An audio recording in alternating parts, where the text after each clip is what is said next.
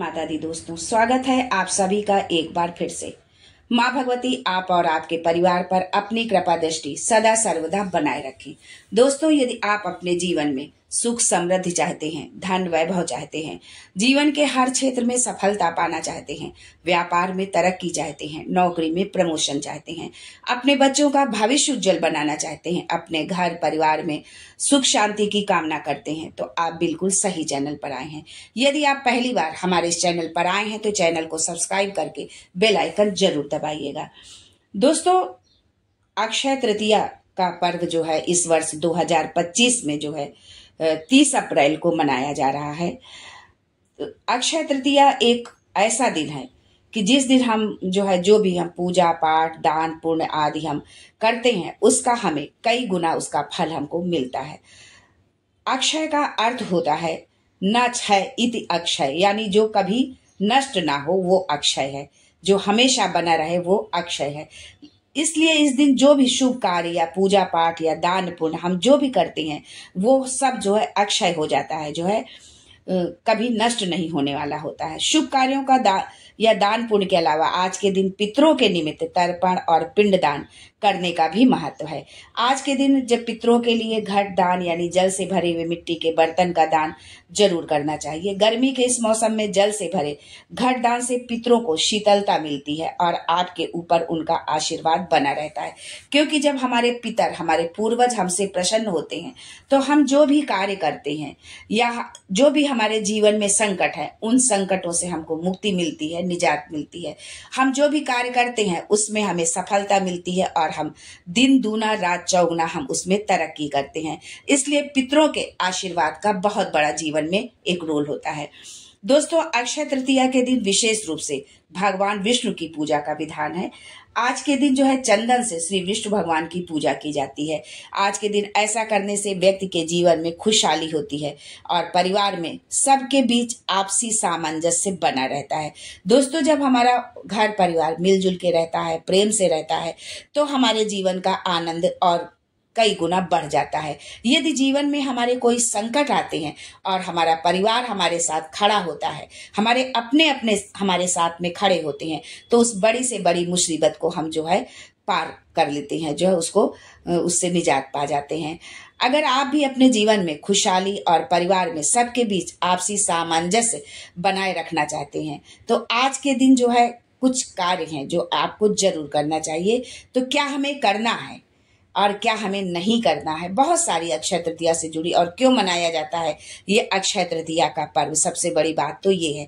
तो ये बहुत सारी जानकारी आपको आज के इस वीडियो में मिलेगी, इसलिए वीडियो को बिना स्किप किए हुए आप देखें और पूरा देखें, जिससे आपको पूर्ण जानकारी मिले और आप भी इसका अपने जीवन में लाभ उठा सके।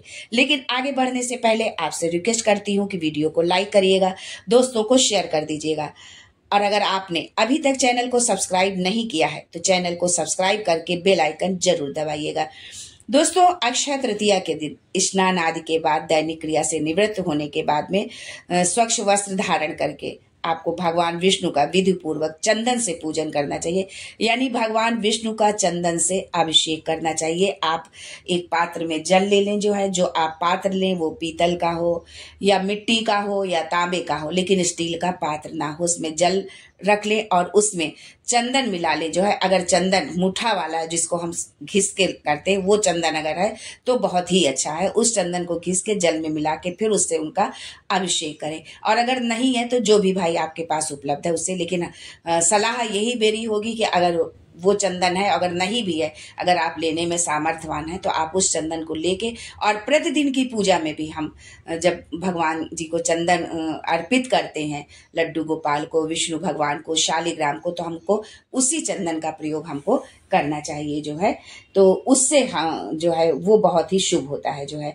तो आपको चंदन को जल में मिला लेना है और उससे जो है भगवान विष्णु का अभिषेक करना। भगवान विष्णु की यदि मूर्ति नहीं है तो आप शालिग्राम है या लड्डू गोपाल हैं तो उनका भी आप अभिषेक कर सकते हैं, क्योंकि ये भगवान विष्णु का ही रूप है। जो है आज के दिन जो कोई भी व्यक्ति अपने या अपनों के द्वारा किए जाने अनजाने गलतियों के लिए सच्चे मन से भगवान से क्षमा प्रार्थना करता है तो उसकी सारी गलतियां जो है भगवान माफ कर देते हैं, उसके सारे पाप जो है नष्ट हो जाते हैं, भगवान से सद्गुण का आशीर्वाद उसको प्राप्त होता है। अतः जाने अनजाने की गई अपनी गलतियों की क्षमा याचना के लिए आज का दिन जो है बहुत ही श्रेष्ठ माना जाता है।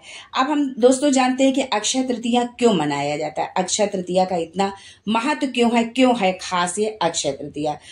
धार्मिक मान्यताओं के अनुसार अक्षय तृतीया के दिन ही सतयुग और त्रेता युग की शुरुआत हुई थी। इसके अलावा वैशाख शुक्ल पक्ष की तृतीया को परशुराम जयंती भी मनाई जाती है। माना जाता है कि इसी दिन परशुराम जी का जन्म हुआ था।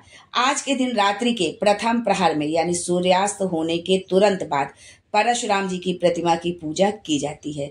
भारत के दक्षिणी हिस्से में इसे जो है विशेष रूप से मनाया जाता है। इसके अलावा अक्षय तृतीया के दिन ही वृंदावन स्थित श्री बांके बिहारी जी के मंदिर में भी केवल आज अक्षय तृतीया के दिन ही श्री विग्रह के चरण दर्शन होते हैं जो है। वहीं इसके साथ ही आज के ही दिन उत्तराखंड में अलकनंदा नदी के तट पर स्थित प्रसिद्ध तीर्थ स्थल बद्री नारायण के कपाट भी खुलते हैं। इसलिए अक्षय तृतीया बहुत ही महत्वपूर्ण है। जो है 6 महीनों के लिए जो है बद्री नारायण के कपाट बंद कर दिए जाते हैं और अक्षय तृतीया के दिन इस कपाट को पुनः खोल दिया जाता है। लेकिन आपको बता दें कि कपाट बंद रहने के दौरान भी मंदिर के अंदर अखंड ज्योति जलती रहती है। दरअसल जिस दिन मंदिर के कपाट बंद किए जाते हैं उसी दिन एक बड़े से दीपक में 6 महीने तक के लिए पर्याप्त घी भरकर अखंड ज्योति प्रज्वलित की जाती है और उस दिन भी विशेष रूप से बद्री नारायण भगवान की पूजा की जाती है। फिर उसके बाद भगवान की मूर्ति को मंदिर से लगभग 40 मील दूर ज्योतिर्मठ के नरसिंह मंदिर में रख दिया जाता है। फिर आज अक्षय तृतीया के दिन फिर से कपाट खुलने पर मूर्ति को बद्री नारायण मंदिर में ही वापस रख दिया जाता है।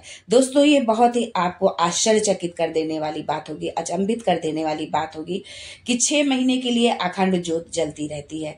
हम नवरात्रियों में या किसी भी पूजा अनुष्ठान में, गणपति में हम जब अखंड ज्योत रखते हैं तो घी भले ही उसमें भरा रहे लेकिन हमें दीपक की जो बाती होती है वो हमको समय समय पर देखनी पड़ती है और बढ़ानी पड़ती है। लेकिन 6 माह के लिए वो ज्योत जो है अखंड ज्योत निरंतर जो है जलती रहती है।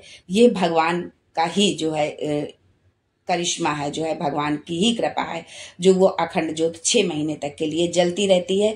कपाट खुलते भी नहीं है और ना कोई उसको देखता नहीं है।